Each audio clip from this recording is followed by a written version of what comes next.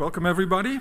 I open this academic session in which Ms. Sanita Rugina will defend the academic thesis titled The Influence of Institutional Context on Women's Entrepreneurship in the Baltics.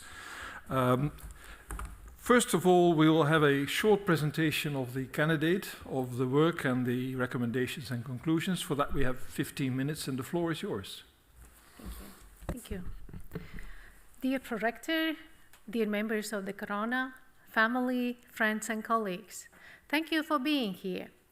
In the next 15 minutes, I'm going to provide a short overview of my dissertation, The Influence of Institutional Context on Women's Entrepreneurship in the Baltics.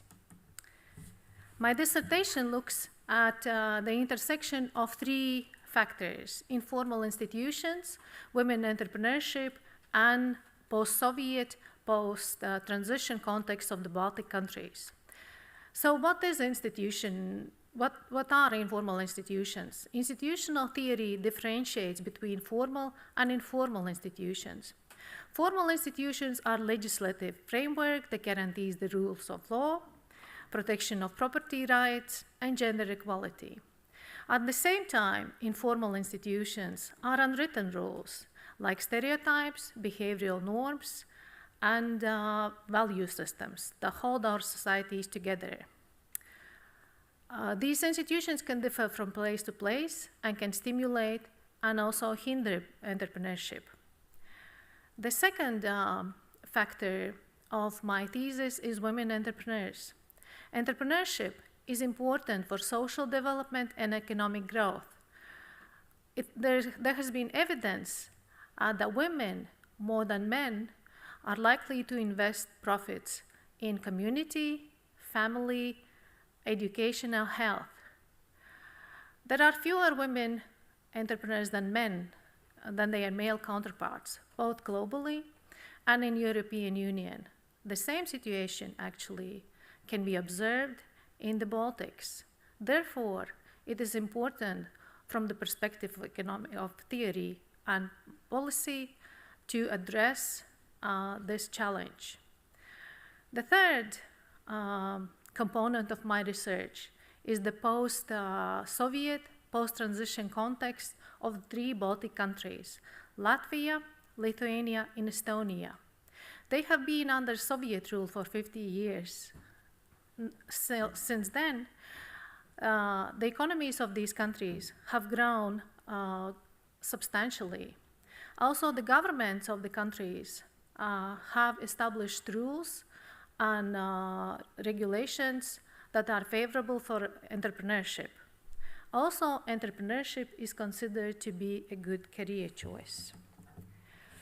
So, the aim of this thesis is to increase our knowledge on the role of historical context and institutional impact on the development, on entrepreneurship in general, on female entrepreneurship. And this will be done by 5 studies that will research female entrepreneurship through different methodological aspects. Several factors have Several factors have motivated this research. First of all, research on women entrepreneurship is important, and there has been little research on female entrepreneurship and informal institutions in the Baltics. Third, there has been very little research on how the historical legacy has influenced the development of informal institutions and what is the influence on entrepreneurship. The goal of my first study, Female Entrepreneurship in the Baltics, Formal and Informal Context, is to review the development and scope of female entrepreneurship in post-Soviet, post-transition context since its independence through nowadays. It is a conceptual study that is based on the analysis of secondary data on female entrepreneurship in the Baltics, including general statistics on population and employment provided by labor force surveys and Central Statistical Bureau, the information on companies provided by the Register of Companies, Statistical data on women entrepreneurs from the studies carried out by European Commission and OECD, data from Global Entrepreneurship Monitor, and others. So, what are the findings of this study? The analysis of female entrepreneurship in the Baltics showed that although female entrepreneurship rates in the Baltics are higher than in some other European Union countries, women are underrepresented among the population of entrepreneurs. Women also tend to operate smaller and less dynamic businesses than men. Women are more likely to operate in non-capital intensive sectors, and women businesses are less oriented towards growth, and women in general are less likely than men to feel that they have skills, knowledge, and experience to found and run a business. The next study, Constructing the Central and Eastern European Women Entrepreneur, is a discourse analysis of research texts on women entrepreneurship in the post-transition countries of Central and Eastern Europe. The aim of the study was to understand how these research texts construct and position women entrepreneurs. So we identified all research texts on women entrepreneurship in Central and Eastern Europe in Scopus and Web of Science databases, using 95 keywords that were based on concepts around women entrepreneurship and Central and Eastern Europe. As a next step, a reading guide for each publication was developed that contained categories like methods of research, reasons for study, and positioning of women entrepreneurs. The analysis revealed that despite different historical paths, normative premises around entrepreneurship and women entrepreneurship existing in Western studies also prevail in scholarship produced in Central and Eastern Europe. These norms impose dominant constructs on both policy and research. The discourse analysis revealed 5 positioning constructs on women entrepreneurs, all of which stem from the thinking that women are essentially inadequately equipped for entrepreneurship. The aim of the next study was to examine how women entrepreneurs identify and position themselves in the interviews with journalists in women monthly magazines. All monthly magazines, from independence to nowadays, published in Latvia, were used as initial data source. We identified 159 interviews with women entrepreneurs that we analyzed, categorized, and coded. Then we used Chernyavska's positioning analysis to find out what is the construction of new entrepreneurial identities in the post-transition context, and how does it differ from the norms dominant in West. We found that most of the interviewed women construct an identity built on a discourse in which womanhood is in conflict with entrepreneurship. Entrepreneurship, as normatively masculine, is the default option. The women who still challenge the prevailing gendered assumptions have to do that in opposition to the main discourse, or they have to navigate around it. There was no way to escape it. And the discourse also guided how journalists position women. The impulse of the next study, Women Entrepreneurship in Estonia, Formal and Informal Institutional Context, came from the European Commission report on women entrepreneurship that showed that women entrepreneurship rates in Estonia were one of the lowest in Europe, despite Estonia being one of the most economically developed countries in Central and Eastern Europe. So I wanted to explore the possible reasons of lower women entrepreneurship rates in Estonia. I interviewed a sample of 20 women entrepreneurs from different places in Estonia. All interviews were recorded, transcribed, coded, and analyzed using an vivo qualitative analysis program. So the study found evidence for the existence of gender stereotypes that actually influence women's intention to pursue entrepreneurship, as it is perceived a masculine domain. They limit the possibility for women entrepreneurs to develop their businesses in certain sectors. Therefore, gender stereotypes can be one of the factors that explain lower female entrepreneurship rates in Estonia. The purpose of the last study, Gender Differences in Entrepreneurial Intentions in Latvia, was to investigate entrepreneurial intentions among young Latvian adults and to identify factors that are associated with gender differences, if such differences are found. For data collection, entrepreneurial intention questionnaire was used to distribute among young Latvian adults. The questionnaire tested assumptions in 4 categories: attitudes towards entrepreneurship, subjective norms, perceived behavioral control, and entrepreneurial intentions.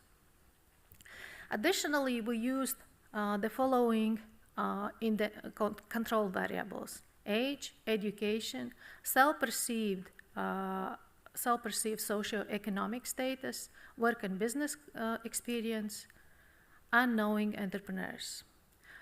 Multiple linear regression analysis was performed to assess the association of independent variables with entrepreneurial intentions. The results demonstrated that young adult women in Latvia have lower entrepreneurial intentions compared to young adult men, despite their stronger attitudes towards entrepreneurship, high self-efficacy, and subjective norms.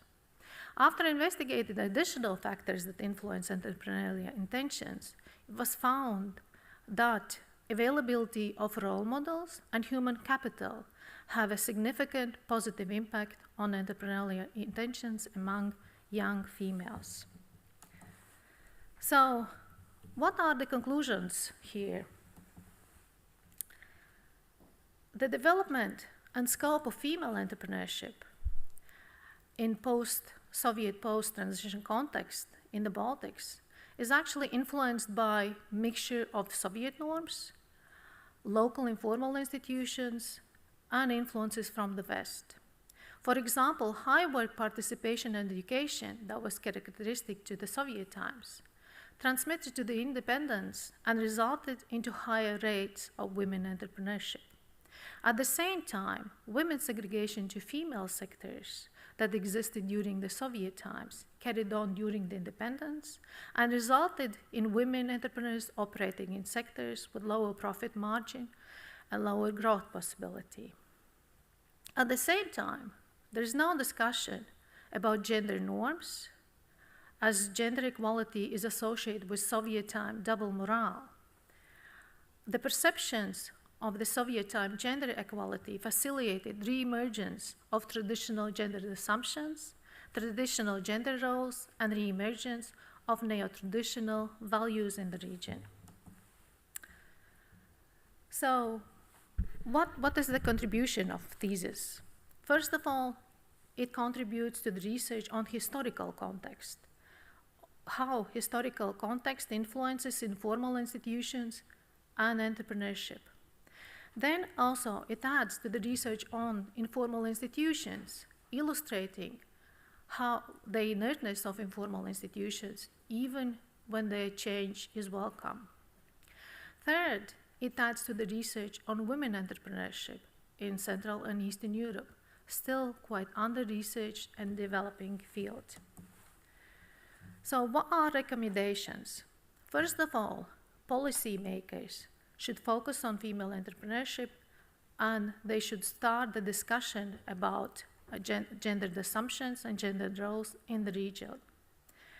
Then educators should develop programs that are sensitive to the specific needs of women entrepreneurs and to different socializing practices of girls and boys. Then researchers should focus and should develop more context-based research and also question the traditional assumptions. Thank you for your attention. Now I'm giving word back to the prorector. Thank you. And thank you for that very clear presentation. The opposition will now be opened by Professor Shabanovska. She's the chair of the assessment committee, and she's a professor of public health, leadership, and workforce development at this university.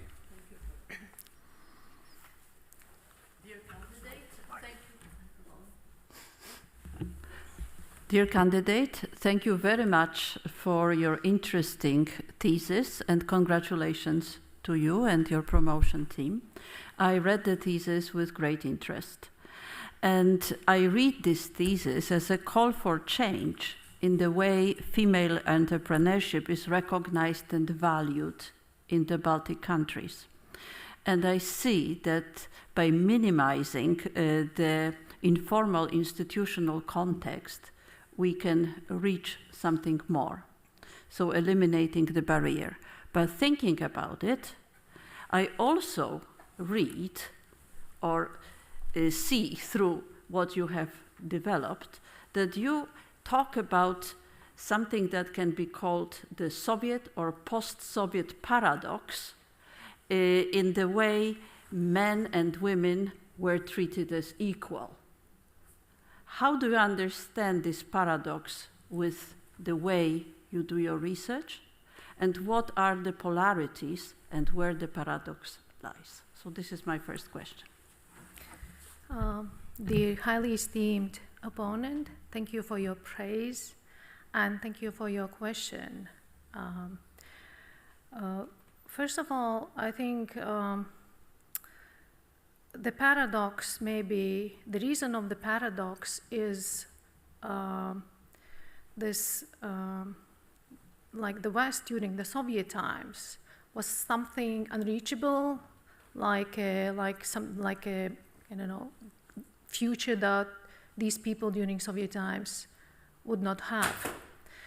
And then the independence came, and they tried to because they associated this Western culture with actually people and also women not to work because work was obligatory during the Soviet times. Everybody had to work because of economic, first of all, economic development or the economic conditions.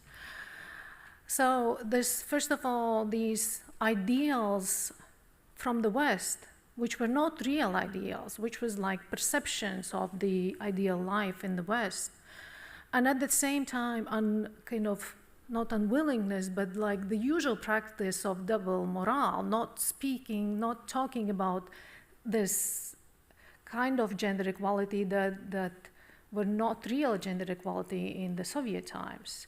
Because women during the Soviet times, they had to work, first of all, they had no choice, which gave some economic liberation to women, but at the same time, this obligatory thing was not everybody enjoyed. Then segregation of women to certain sectors. Then also really low participation in the top management and political roles. Actually, it meant that there was not real gender equality. So gender equality during the Soviet time was associated with some oppression, which is like political talk and very little kind of implementing gender equality in the Soviet times. So this paradox that we don't want to talk about gender equality, it is associated with some Soviet past. At the same time, there is this Western ideal, or there was this Western ideal. So it resulted in the situation that there's no real discussion, and there's even re-emergence of this traditional neo-traditional norms in the region. Thank you very much. Thank you. I have one more follow-up question. And how would you explain the fact that in the Soviet and post-Soviet times, women could take male jobs equally as men, whereas there was this huge inequality? Thank you, highly esteemed opponent, for the follow-up question. First of all, I don't think there was this like huge inequality I'm not saying that there was a huge inequality, but the Soviet part, the proclamation that we had, or there was gender equality, was not really true. And that's why, and women were able to take male jobs, but at the same time, they had to take care of family, mostly.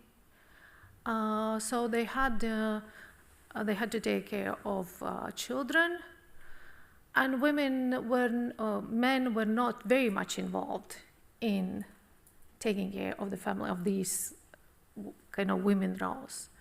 So there was this double burden that is associated with gender equality in Central and Eastern Europe, at least in the Baltics. Yeah. Thank you very much, Thank you. dear candidate. And one more question concerning chapter number 4, the chapter where you talk about using discourse analysis around female entrepreneurship. And in the discussion, you mentioned that this study, it's a limitation that the study was only in Latvia, but it would be better if it is also carried out in other countries.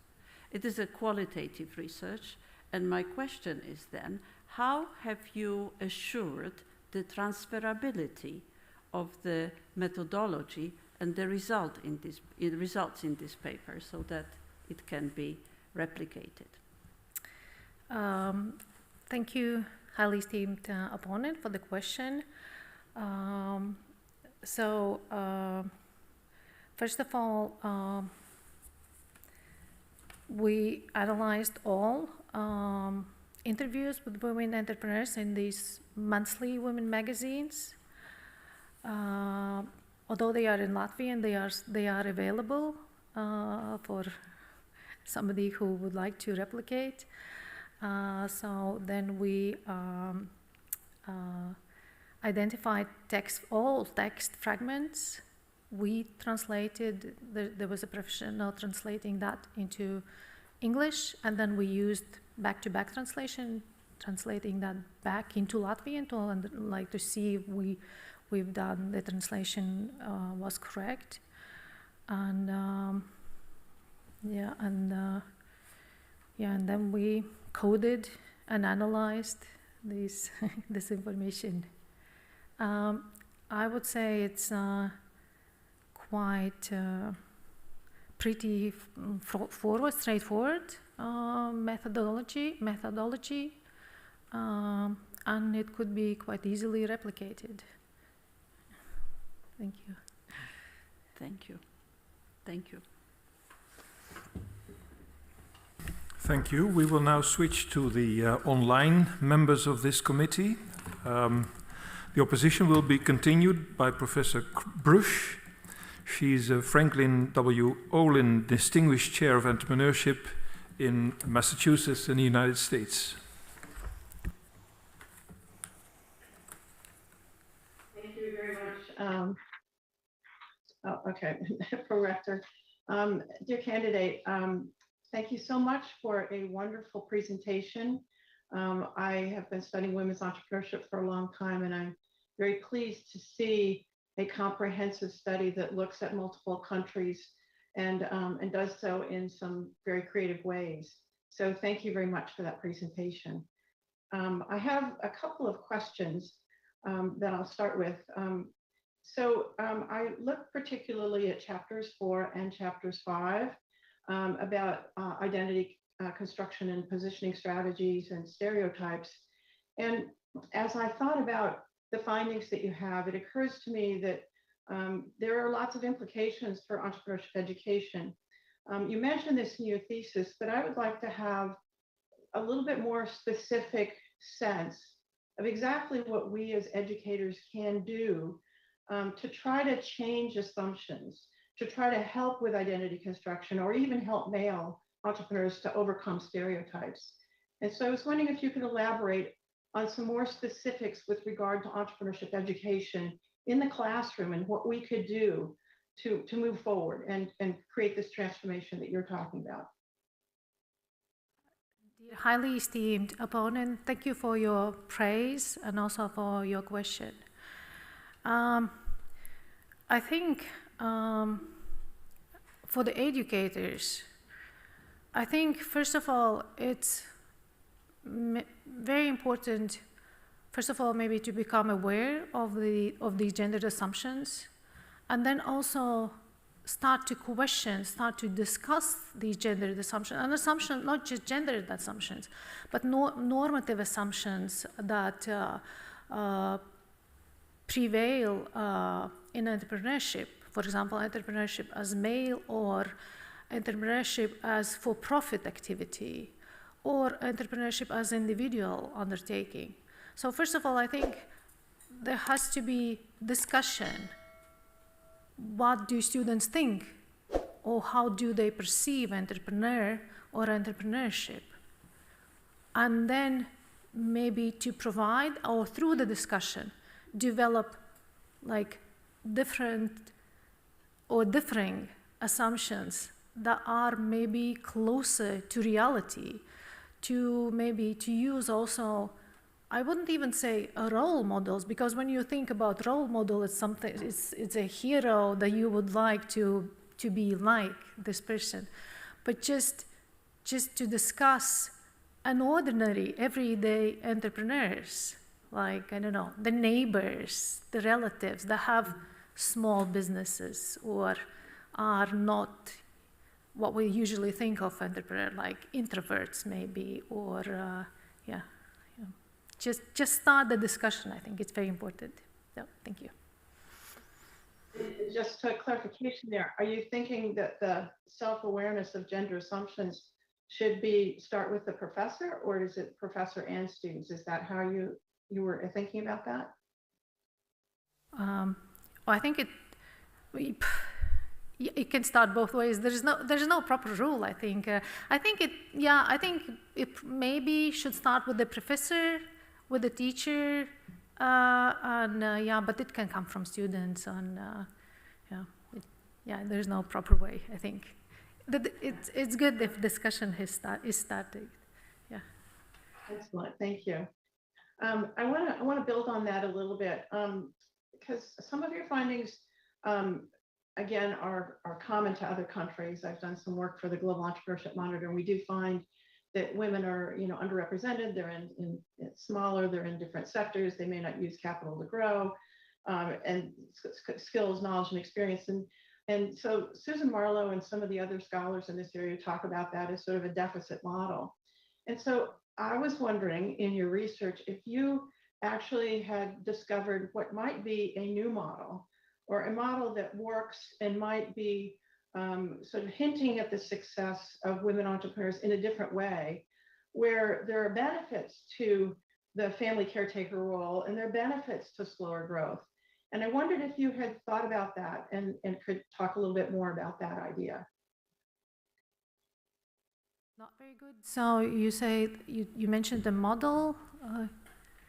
Can you repeat the question? Sorry. I'll clarify. A lot of times when we talk about all the problems that women have, it sort of turns into a deficit model. In other words, we need to fix the women. We need to train the women because they don't have the skills, they're not growth oriented, et cetera. And so I'm asking if your research might start reflecting a model that reflects the positives, or the ways that women can be successful in new ways and actually transform the ecosystem by looking at the benefits of that family caretaker role, or slower growth, or some of the other things that you have talked about. And I just wondered if you could elaborate on the positive success things that you think we all might learn from. Dear highly esteemed opponent, thank you for the question. I don't really agree with this deficit model in general, because I think there are already positive things. I think the research stressed before too much on these differences, gaps, smaller growth, smaller profit possibilities. So I think I think that's why my suggestion is to focus on contextual factors that actually maybe can limit, but they still, there is still growth, and there are women entrepreneurs. And of course, like, although I'm trying to find barriers for women entrepreneurs and illuminate them in this post-Soviet, post-transition context, at the same time, many women have taken up the possibility that was offered by the independence and used that and entered entrepreneurship. I think that we just like, and there's no actually also, there has been quite much, I would say, research on women entrepreneurs, but still the situation in a way is staying the same. There are not really, there's no big evidence that there are more women entrepreneurs. So even maybe there is this where the figures or rates will stay, but at the same time we have to understanding these normative assumptions actually will limit or will stop this discussion that women probably are not so well equipped for entrepreneurship. And thank you for the suggestion about the model. I will definitely think about that. Thank you. I think I have time for maybe one more quick question.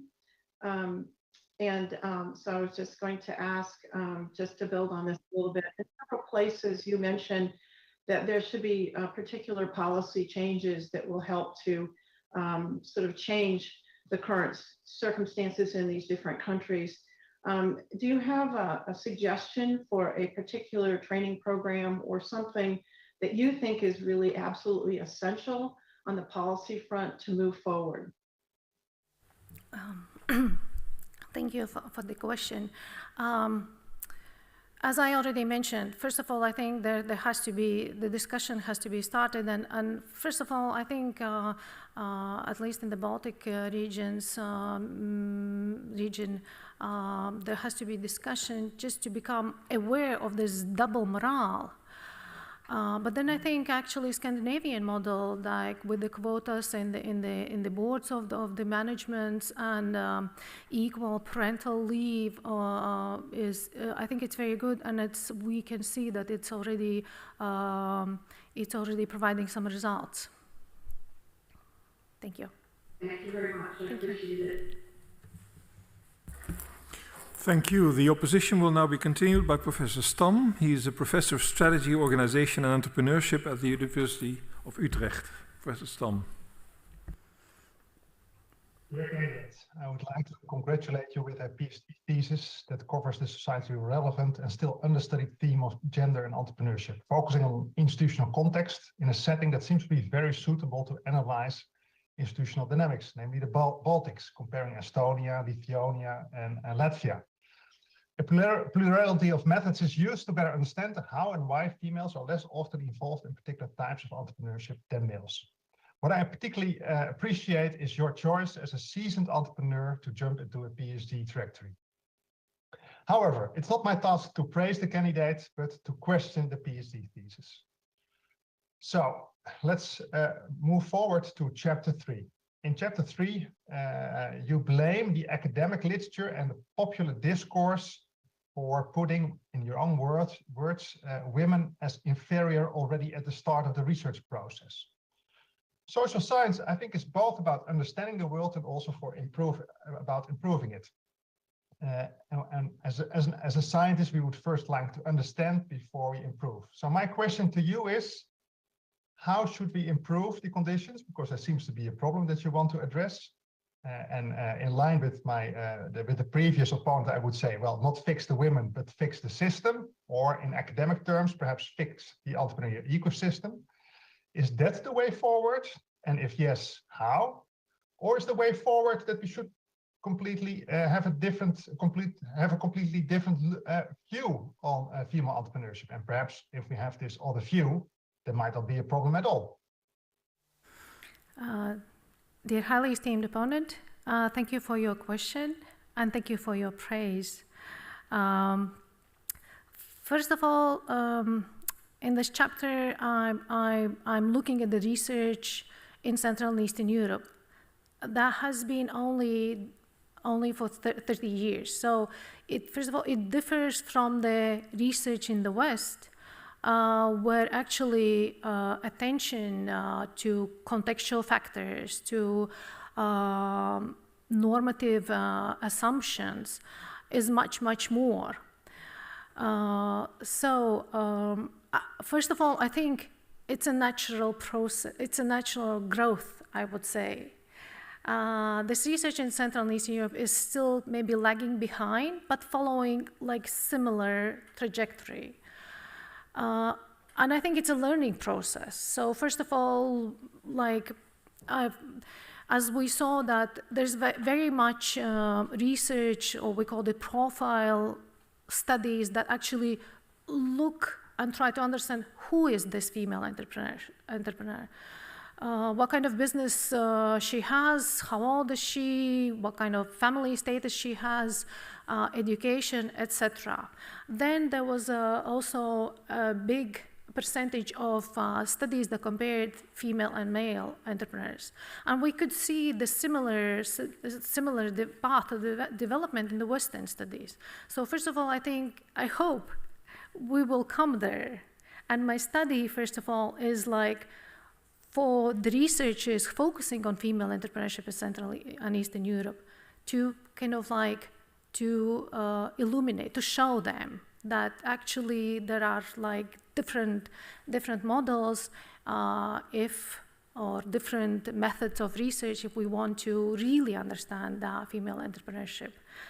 Then I think yes, we don't have to invent something different. I think I already had these suggestions that hopefully at least some will take that into account, that use more qualitative methods, because it's also the tradition in Central and Eastern Europe, quantitative methods. It's maybe safer actually to use when especially researching entrepreneurship.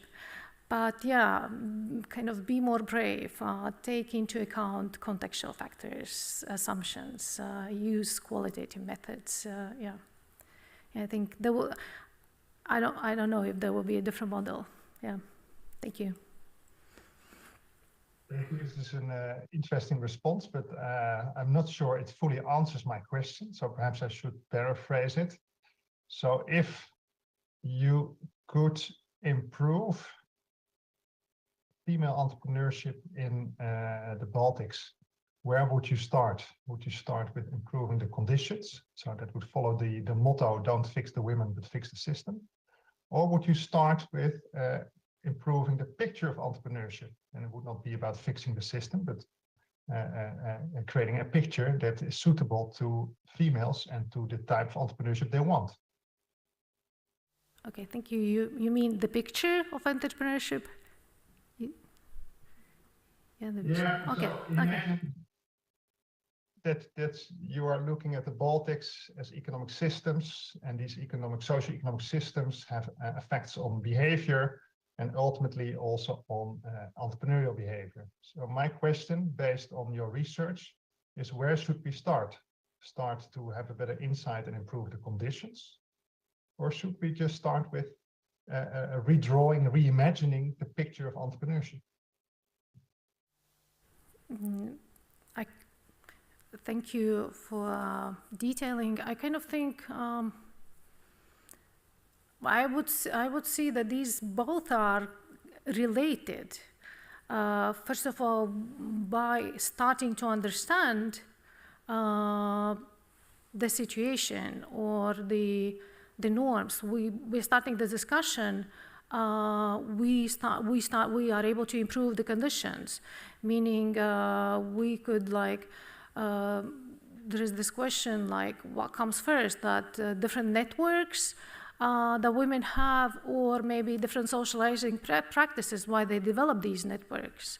And also the picture is also like how you show female entrepreneur as this hero model, post-feminist model who can do all, like have family, successful business, or we start to show like everyday average female business women or entrepreneurs in general, and kind of show a little bit different picture of these people. Yeah. I hope I answered. Well, you give some hints, but imagine you would be the Minister of Education or of Economic Affairs in Latvia. Where to start? So should you change the institutions to have better access to finance, to talent for females? Or should you just have a radical different picture of female entrepreneurship and also, let's say, promote this picture? Because then you might find out that you need a completely different toolbox to improve entrepreneurship. But if you don't feel comfortable with answering this question, I can refine and start with another question. So perhaps it's up to you. Like, I'm not hearing every word. I'm not understanding every word. But if I would be a Minister of Education, I probably would like have a meeting with journalists and just start the discussion, because like after rereading the chapter on women monthly magazines, I kind of like, my idea was maybe also there is the association of journalists, so just to like go there and just to talk about the findings. Start them think, make them question. Yeah, this. I think I've used my time, so if the committee allows, I'll give the floor to the next. Thank you. Thank you, Professor Stam. The opposition will be continued by Professor Horsman. She's a professor of philosophy of public health at this university. Thank you, the pro-rector. Oh. Yes. Okay. Sorry, I think I do not see the. Oh yes, there you are. Sorry, dear candidate, congratulations with your very interesting thesis. It surely gave me food for thought, especially from as I know the history of the feminist movement in the Netherlands. And we are a country with women who have traditionally a very low labor participation rate. And women are also celebrated primarily as mothers. And even nowadays, many women with high education still do not work full time. So there's also quite some ambiguity in this role, but how you sketched, say, the context of the Soviet Union and how then gender could not be discussed in a way, and differences or inequalities could not be discussed, and how that results in a kind of response in the post-Soviet context where discussing inequality is more or less taboo, as you sketch it. I find it extremely intriguing. So thank you for this very interesting thesis. I also have many questions. Say, the first one is that I thought that, say, from the different chapters, I had a feeling that the stereotyping, the stereotypes were quite clear, and say they came to the fore in the interviews and the quotes were, very clear. And I was wondering whether the identity of women is not a little bit more layered, or a little bit more ambiguous, and whether, say, the method you used also is not partly also help constructing the fierce stereotypes that you found. And I was wondering, say, suppose you would have done narrative life stories of female entrepreneurs, would then the picture be the same? Would the results be the same, or would it be possible to show a bit more ambiguity and multi-layeredness, and say how female entrepreneurs negotiate and struggle and feel and accommodate and tinker with their gender role. I'm very curious to hear how you feel about that. Dear highly esteemed opponent, thank you for your praise and for your question. Of course, there's researcher's bias, especially we have to be really attentive when doing qualitative studies. And of course, there are stereotypes, like everywhere, in every country. But of course, there are women women in general, women entrepreneurs who are more incumbent by them and less incumbent. And it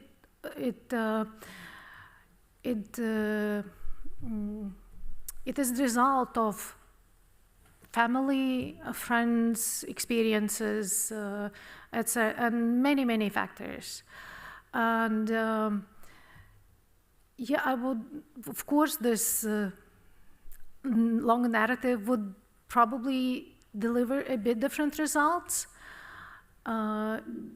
Yes, but in general, I wanted to show, but we still think that, I still think there is a problem, kind of there are less women, and maybe not the problem that there are less women in entrepreneurship, but they are much more in these female sectors that are less growth-oriented. And as I said, I don't know, we can increase the number of women entrepreneurs, but I think we should always strive to reduce these barriers, and stereotypes act as barriers, at least for some. And that's our aim, to reduce them and to allow the development of full potential of every individual. Thank you. That's a good ideal. I agree. But say, as a follow-up, so suppose that you would like to work on that.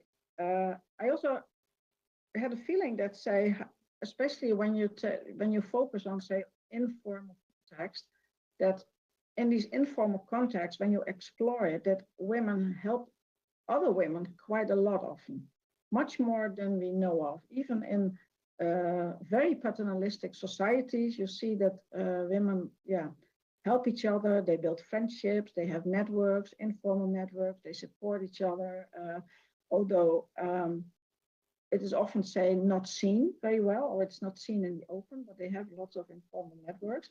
And I was wondering how I did not see a lot of it in your study, but I can imagine that many of these women have, quite strong informal networks that at least help them to be a female entrepreneur and to overcome the difficulties that they come across. How do you consider the value of these type of networks, and how are they maintained? Thank you for the question. So I can totally agree that these informal networks are very valuable and help women to develop and grow their businesses. Up to now, I have not really researched these kind of networks, but the literature, the evidence says that they are like of different nature than networks of male entrepreneurs, and also different structure, also different socialization, how they actually meet. But definitely there are these networks. Okay, so that would be something that would be also networks of hope maybe, and also networks to negotiate new identities or new imaginations maybe of the role of women in society. Definitely help to build entrepreneurial identities. If you first of all, like, I think in a very natural way, if you meet a fellow entrepreneur and see that she actually has the same fears or has the same problems and challenges, so you kind of don't feel so kind of like so much outsider or so maybe not knowledgeable about your business. Yeah, communication or socialization helps in general. Yeah. Maybe one short question to finish the conversation. Do you think that your findings also apply to, say, female doctors, female scientists in the post-Soviet context in the Baltics? Yeah, thank you. Yeah, there's even research that it actually applies to female doctors and female scientists as well, especially in more male sectors. And there's also, like, you can hear these talks quite often, that there's this good female surgeon that has not succeeded or achieved so much as her male colleagues, for example. Yeah. Thank you. Okay. Thank you very much. And I would like to give the word back to the prorector. Thank you. Thank you. The opposition will be continued by Professor Gassman. She's a professor in social protection and development at this university, and she's today's secretary. Thank you, Prorector. Dear candidate, congratulations with your thesis also from my side, which I read with great interest. It was 1995 that I visited Latvia for the first time. And ever since, I have been a big admirer of women in not only the Baltics, but in Eastern Europe and Central Asia. I was working as a consultant to governments, to the World Bank, and it was very clear that the female civil servants were absolutely crucial for these countries and also for our work. So, but they are not, they are employees, they are not the entrepreneurs in a way. And also interesting, my own PhD dissertation had Latvia as, let's say, the main case study, but on a totally different topic. So I was very motivated to read your thesis and learn more about female entrepreneurship in Eastern Europe. I have a couple of questions, and my first question is also about the, chapter 3, where you did this systematic literature review. What I found very interesting, you organized your, the articles by the, let's say, the reason, the objective in a way of why these studies have been done. The number one objective is that they wanted to understand the importance of female entrepreneurship for economic growth. That was clearly the majority of the studies. And second was the interest in the socioeconomic characteristics of the female entrepreneurs. However, then in your discussion, you are very critical about the underlying theories, respective the lack of an explicit theory. For example, you mentioned the fact that very few studies used a feminist theory. But then I was wondering, you know, the majority of the paper analyzes female entrepreneurship in a context of economic growth. And so what role would feminist theory play in there? Dear highly esteemed opponent, thank you for your congratulations and praise. I think feminist theory could help us to maybe understand more deeply the issues women are facing, and that can act as barriers or limitations to development of their entrepreneurship. Can you give me an example of what exactly you have in mind? Yeah, first, different networks, for example, women have compared to men ones.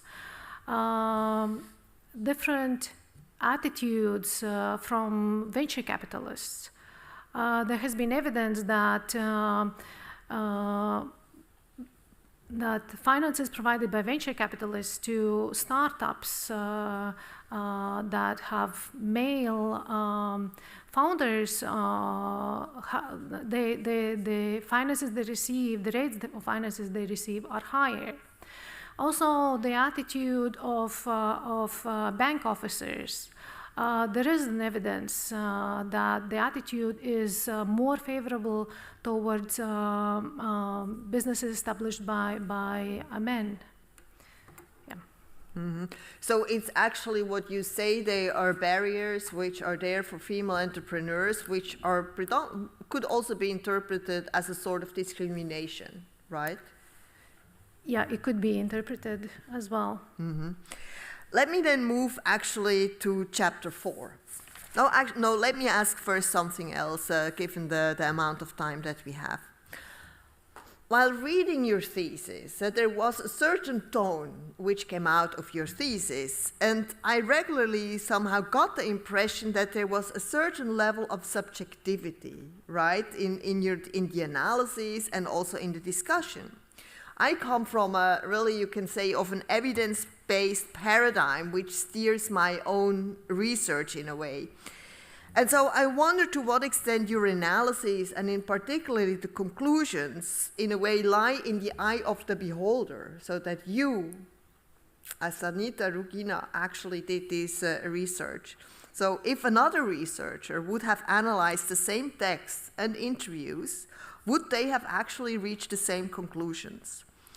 I can ask this differently. So what did you do to maintain an objective stance and not let your own experience as a female entrepreneur in Latvia cloud your judgment? Thank you for your question. I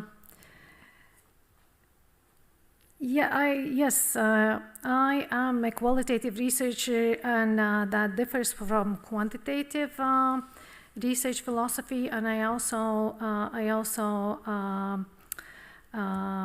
use the social constructivism lenses, but we actually try to develop our research in a very transparent and rigorous way, which we described also in the methodology part. That's one thing that we did. And also, as 3 of the studies are already published, so there are these reviewers that hopefully are, and definitely are, more objective than me or us. And also, I think 4 of the studies, they are, definitely 4. I've been participating in the conferences quite much as well, so they've been presented, and there is also this discussion about the study, this kind of more objective discussion. If somebody else would develop this research, I wouldn't think the results, they would maybe differ much, but I don't think the results would differ very much. Maybe that is, I think that maybe some of the conclusions, you're very firm about the conclusions you draw, right? And maybe I would have formulated them sometimes maybe more carefully. But there is another question which somehow relates to that, and it relates to your chapter 4, because I thought it was very creative or original that you use this women's magazine in your analysis. At least that's not that often that at least I come across this kind of analysis. Usually, it is the analysis of more the academic texts. But nevertheless, I think that I wonder to what extent your conclusions are really influenced by the selection of these magazines. On the one hand, it's all female, let's say women's magazines. All the interviewers were women as well. And I'm sure there are other magazines, there are newspapers in Latvia which also publish interviews with female entrepreneurs. Maybe they are also male interviewers. And I wonder whether that would not have then maybe given you a different picture. So that there is a certain amount of bias in how you chose and selected the interviews for your analysis. Thank you. First of all, we analyzed all published women monthly magazines in Latvia, like all of them. There are only 4. So we could, the short history of independence and maybe the kind of smaller size of the country allowed us to do all of them. So we selected all interviews that were available, but in monthly magazines. And I can only agree that it is a limitation. Maybe analyzing, there are some weekly magazines, maybe the difference would be, there would be a difference. At the same time, I wouldn't say I strive to find these differences, because I was quite surprised, honestly, myself.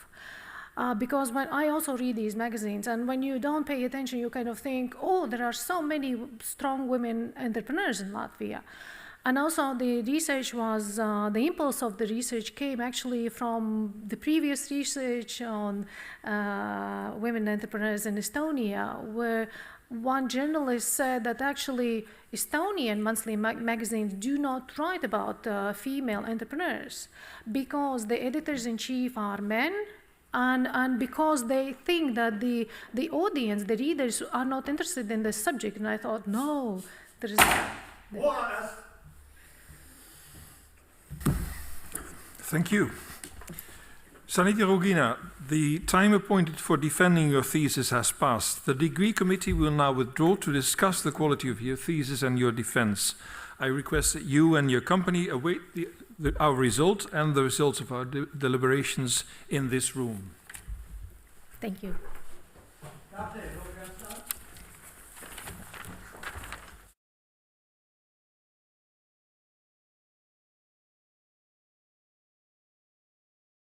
The PhD defense has now ended. The degree committee will debate the candidate's performance behind closed doors. This process usually takes about 10 minutes.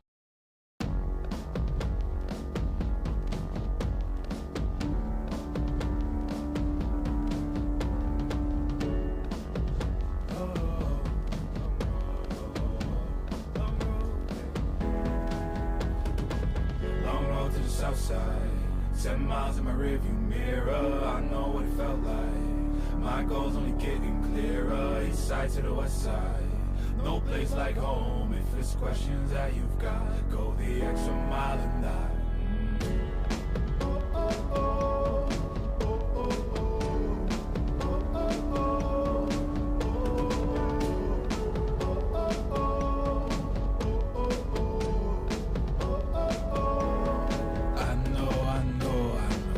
On the line, I know you know that I can't read your mind. Years can't fly by now, don't waste all your time. Cause I'll go the extra mile. Long road to the south side, 7 miles in my rearview mirror. I know what it felt like. My goal's only getting clearer. East side to the west side.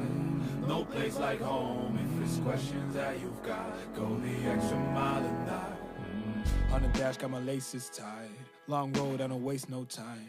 Break rules because fate decides. With the team and we chase the light. I make a move, fall down, shake it off. I hate to lose, bad branch, break it off. No room for negativity, praise and love. Prepare for deep part cause we're taking off. Hit the mileage, traveling so far from home. Gathering knowledge, other connections. I put the time in to get everything I ever hoped for. It's a challenge and we all in. It's a better future that we go for. And even though these nights seem long, I know that I am never on my own. Know you won the battle once you've grown.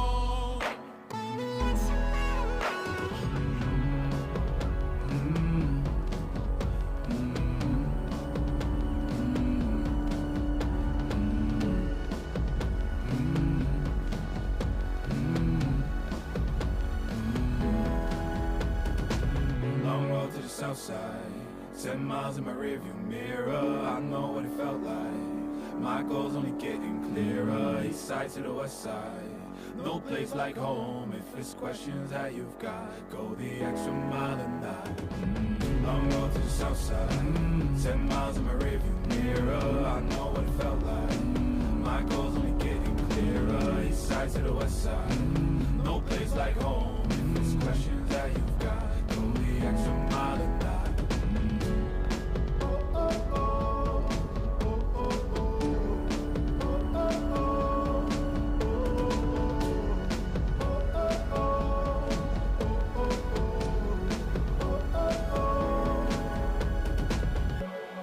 What's on the line?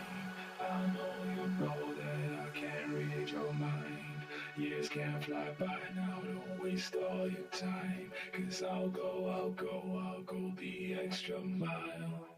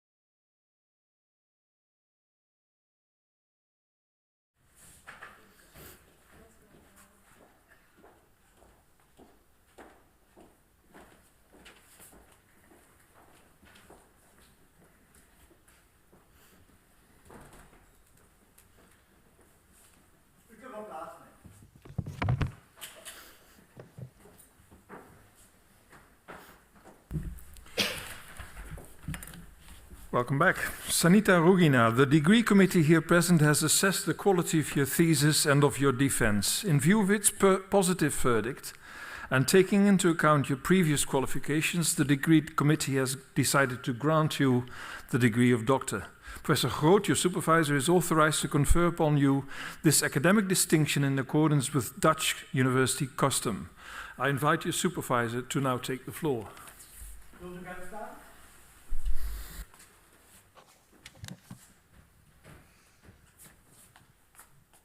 Do you promise to work in accordance with the principles of scientific integrity at all times, to be careful and honest, transparent, independent and responsible?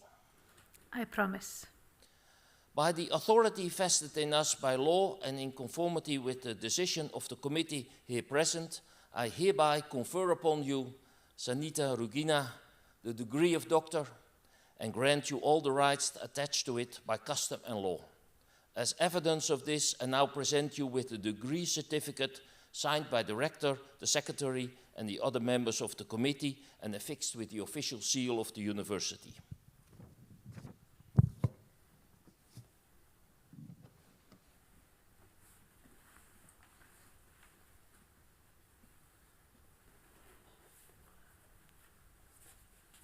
Thank you. Thank you.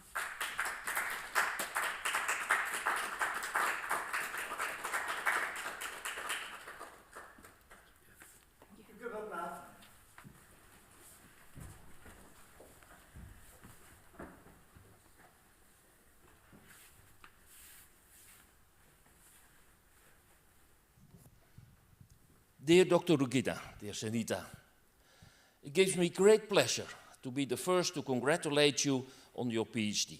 I also do this on behalf of Arnis, Milena and Olga. I speak for all four of us when I say that you have done a fine job today in defending your dissertation that makes an important contribution to our knowledge and insight on female entrepreneurship in the Baltic states. It has been a great pleasure to work with you and to supervise you during your PhD research. The shine of your dissertation and your defense today also reflects a bit on us as supervisors. We glow in the light of your sun. That you ended your journey here today and obtained your PhD at Maastricht University was not planned, but rather a coincidence. Your original supervisor sadly passed away, and then, if I'm not mistaken, you found it difficult to find another supervisor at the same university. Through Arnis and Olga, you eventually ended up with us as supervisors. We were not the first choice, and perhaps also not the best choice as supervisors.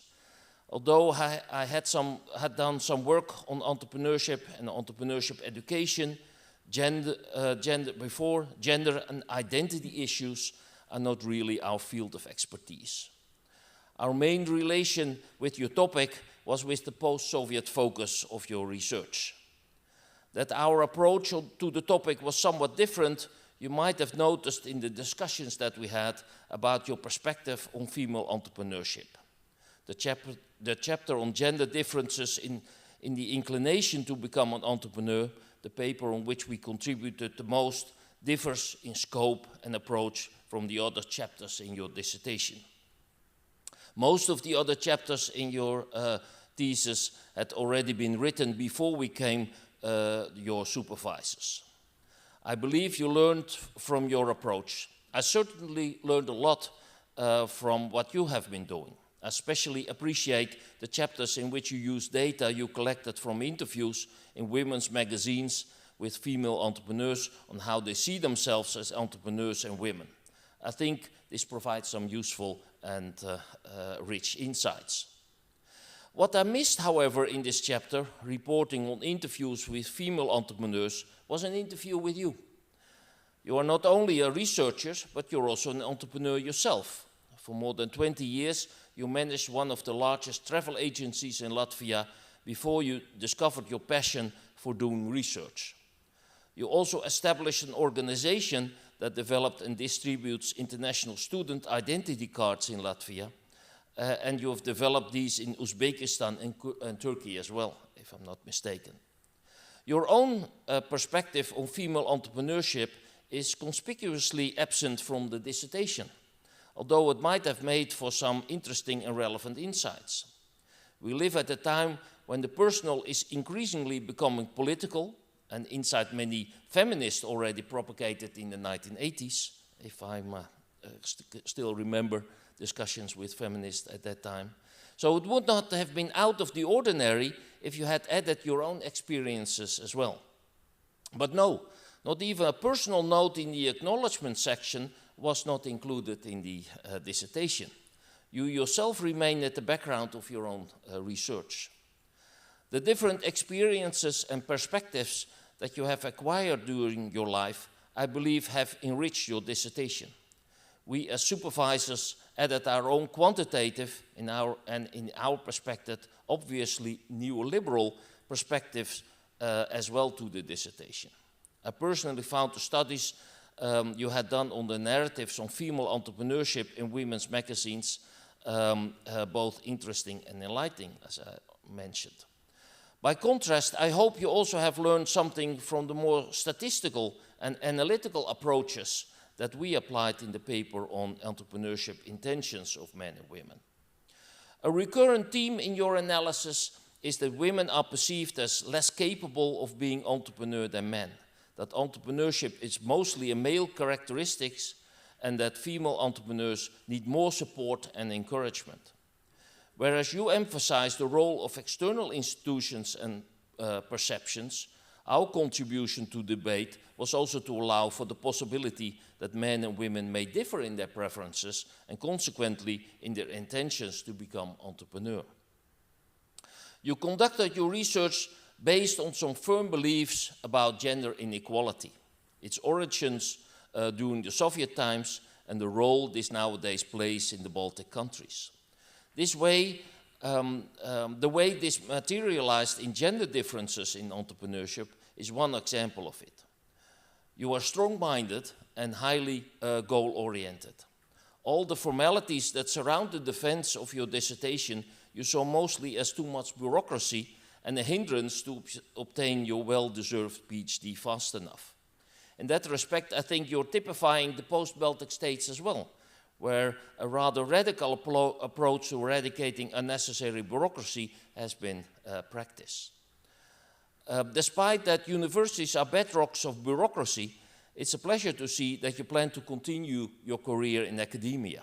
You have accepted a position as a postdoc at the University of Bergen in Norway, if I'm not mistaken, and I'm sure that you will continue your fight against gender inequality and the position of female entrepreneurship there as well, and perhaps on the bureaucracy that they have in Norway at universities as well.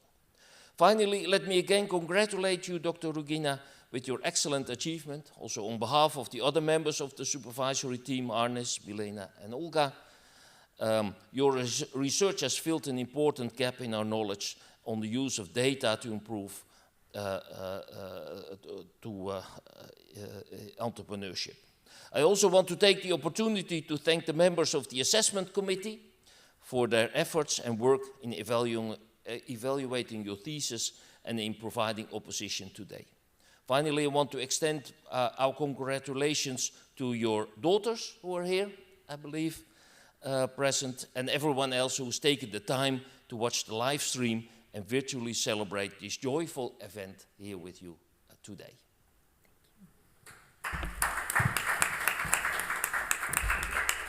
Thank you very much. Dr. Rugina, on behalf of everybody in the university community in Maastricht, I congratulate you with the degree that you have obtained.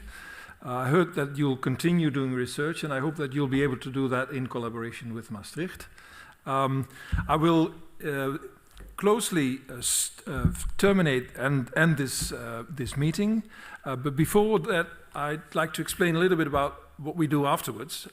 We'll have pictures with the online committee behind us, so if you give us the opportunity to take these pictures before we come to the reception, and that will be a few minutes, I guess. And that will also give the floor to the online members of the committee to congratulate the young doctor, and then we'll come to the reception after that. And with that, I close this ceremony.